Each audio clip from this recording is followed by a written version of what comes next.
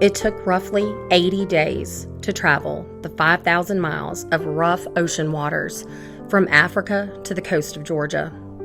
Men and women from the Igbo tribe endured this journey, an unimaginable journey. As one of the stories goes, a high chief and his 2 sons were among those on board.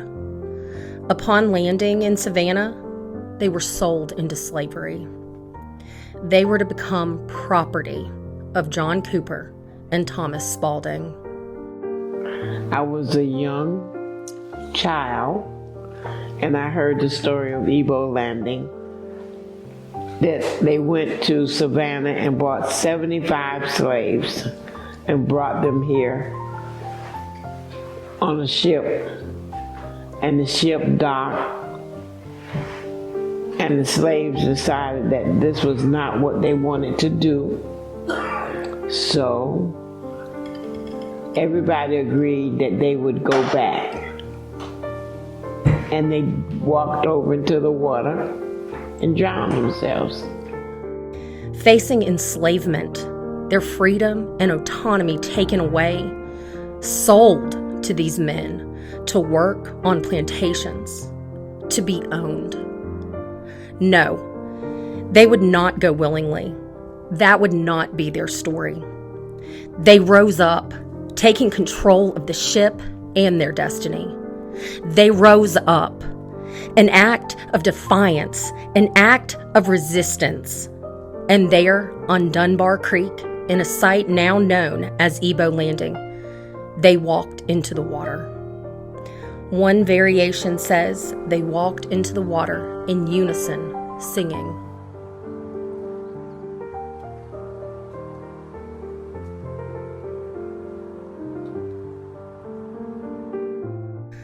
On the corner of Sea Island Road and Frederica Road, what is known locally as Old Stables Corner, there stands a historical marker in the midst of a shopping center. If you aren't specifically looking for it, you'll drive right past without a second thought. Why does this island celebrate the plantations, but not those who built them?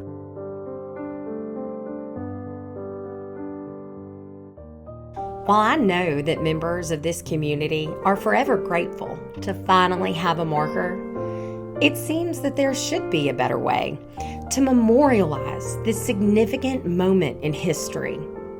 Because this isn't just a story that shaped St. Simon's and the Gullah Geechee people here on the coast of America. It unites a people. The water carried the news of the story about Igbo landing all the way back to Africa. And the Igbo come back to St. Simon's each year.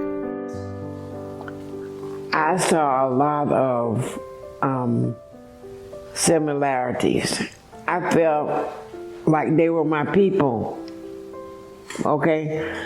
I felt a connection for them. My heart felt like these are your people.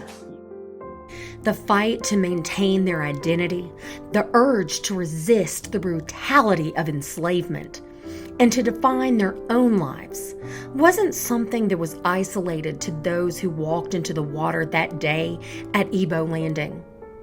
That same spirit is alive today in the people of the Gullah Geechee community. Just as the story of Igbo Landing has endured for 220 plus years, so will this community. For that in and of itself is an act of defiance, an act of resistance. While this island has changed and grown, the legacy of the Gullah Geechee people, too, will persist, succeed, defy, and resist.